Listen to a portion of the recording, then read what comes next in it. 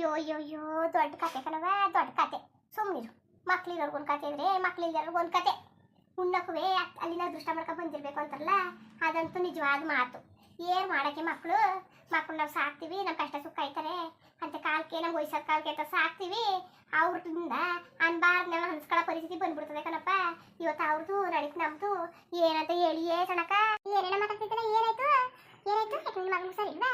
ಇಲ್ಲ ನನ್ನ ಮಗ ಸುದ್ದಿ ಎತ್ತಿಕ್ ಹೋದೆ.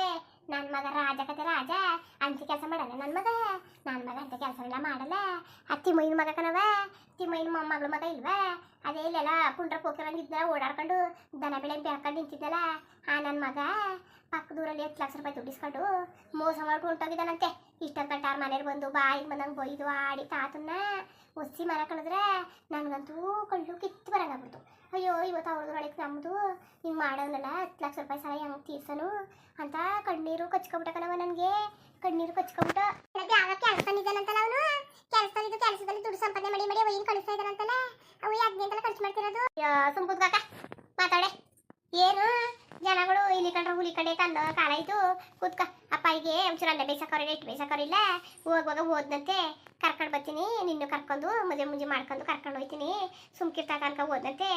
ಈಗ ಅವ್ನು ಬಂದಿಲ್ಲ ಏನಿಲ್ಲ, ವರ್ಷ ಆಯಿತು. ಅದೇನು ಮಾಡ್ಕೊಂಡಿದ್ದಾರೋ ಅಂತ ಗೊತ್ತಿಲ್ಲ. ಮಾತ್ರ ಅವರು ಹುಡುಕ ಬಂದಿರೋದು ಮಾತ್ರ ನಿಜ. 10 ಲಕ್ಷ ರೂಪಾಯಿ ಮೋಸ ಮಾಡವ್ರೆ ಅಂತ ಮಾತ್ರ. ಬಂದರೆ ಬಿಟ್ಟು ಕೊಡೋಕ್ಕಿಲ್ವಂತೆ, ಟೇಷನ್ಗೆ ಹಾಕ್ಸ್ತಾರಂತೆ. ಅದಕ್ಕೆ ನನಗೆ ಹೇಳ್ಬಿಟ್ಟು ಹೋಗಾರೆ, ಬಂದ ತಕ್ಷಣ ಹೇಳ್ಬಿಡು ಅವ್ನು ಕರ್ಕೊಂಡೋಗಿ ಜೈಲಿಗೆ ಹಾಕ್ಸ್ತೀವಿ ಅಂತ. ಅವರು ಸರಿ ಇಲ್ವಂತೆ, ಬಾಯಿಗೆ ಬಂದಾಗ ಕೊಯ್ಕ ಬಂದಿದ್ರು ಅಮ್ಮವ್ರೆಲ್ಲವ. ಬಿಡೋಕ್ಕಿಲ್ಲ. 10 ಲಕ್ಷ ಕೊಟ್ಟಿರೋರು ಬಿಟ್ಬಿಟ್ಟಾರ. ಅವ್ರು ಎಷ್ಟು ಕಷ್ಟ ಆಯ್ತದ ದುಡ್ಡು ಕೊಡೋ ತನಕ, ಎಷ್ಟು ಕಷ್ಟ ಆಯ್ತದ ಹೇಳು.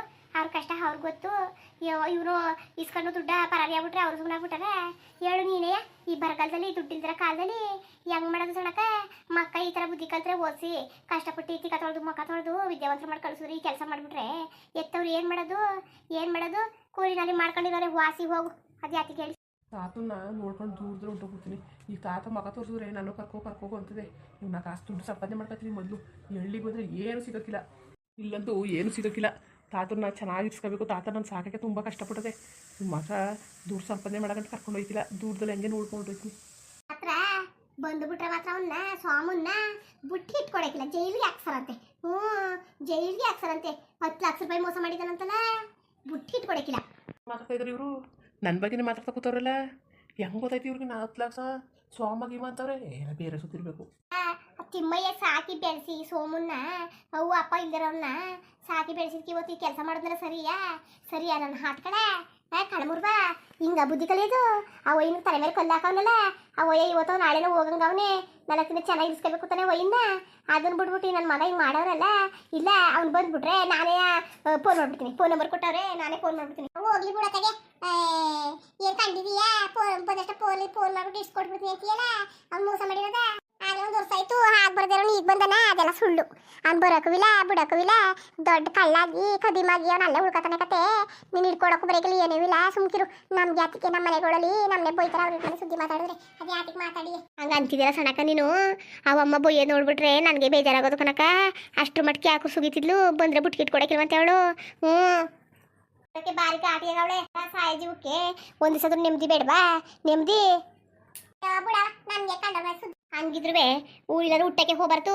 ಮಕ್ಕಳು ಹುಟ್ಟಿದ್ಮೇಲೆ ಒಳ್ಳೆ ಬುದ್ಧಿ ಕಲಿಬೇಕು, ಇರೋರ್ಗಾರೆ ಮರ್ಯಾದೆ ಕೊಡಬೇಕು. ಅದು ಯಾತಿ ಕೋಸಿ ಪಾಪ ಅವನ ಎದುರಿಗೆ ಒಯ್ಯನ ಎದುರಿಗೆ ಇವ್ನಿಗೆ ಹಿಡ್ಕೊಂಡು ಹೊಡೆದ್ರೆ ಅವ ಎಷ್ಟು ಬೇಜಾರು ಮಾಡ್ಕೊಳ್ಳೋದಿಲ್ಲ ಪಾಪ. ಅಲ್ಲ ರಾಜನ ಮನೆಯವರೆಲ್ಲ ಬಂದಿಲ್ಲ, ತಿರ್ಗಾಡ್ಕೊಂಡು ಹೋಗೋರಿ ಅಂದರೆ ನನ್ನ ಹಳ್ಳಿ ಜನರು ಹಿಡ್ದೇ ಕೊಟ್ಬಿಡ್ತಾರೆ. ಎಲ್ಲರಿಗೂ ಗೊತ್ತಾಗ್ತಿದ್ದ ಮುಂಚೆಗೆ ತಾತನ ಕರ್ಕೊಂಡು ನಾನು ಹೊಂಟೋಯ್ತೀನಿ. ತಾತನ ಕರ್ಕೊಂಡು ಹೊಂಟೋಯ್ತೀನಿ ಕಣಪ್ಪ ನಾನು ಫಸ್ಟು.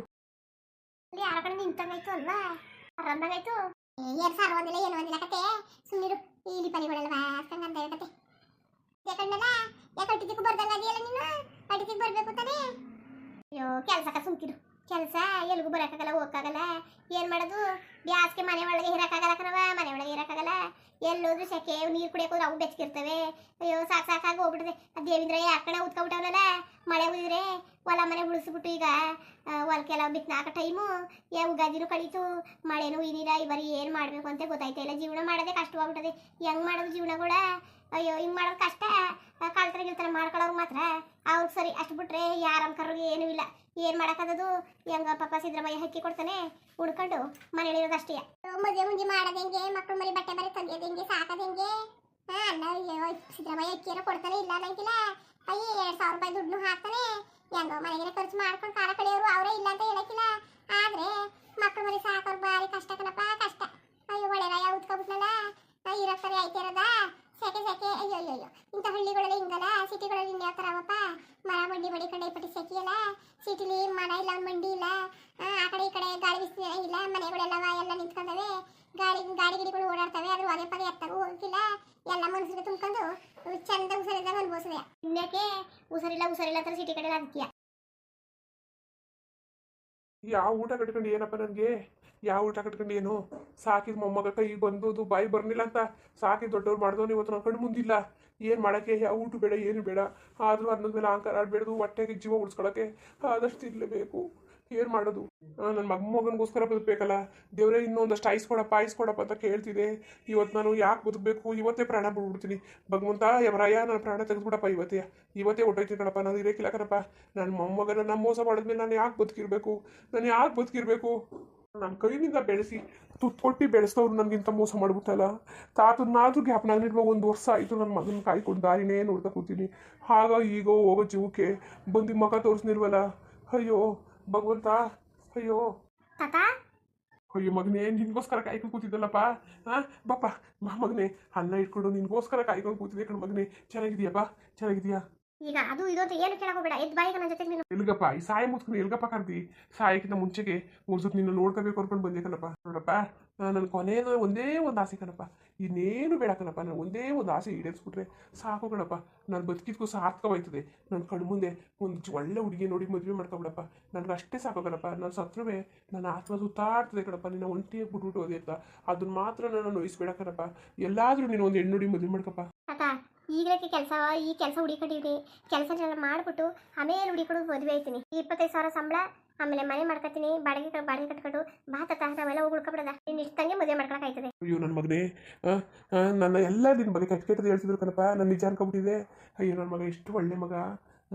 ನಾನು ಮತ್ತೆ ಹೇಳೋದು ಯಾರ ಮಾತು ನಾನು ಕೇಳೋಕ್ಕೆ ಹೋಗಬಾರ್ದು ಅಂತ.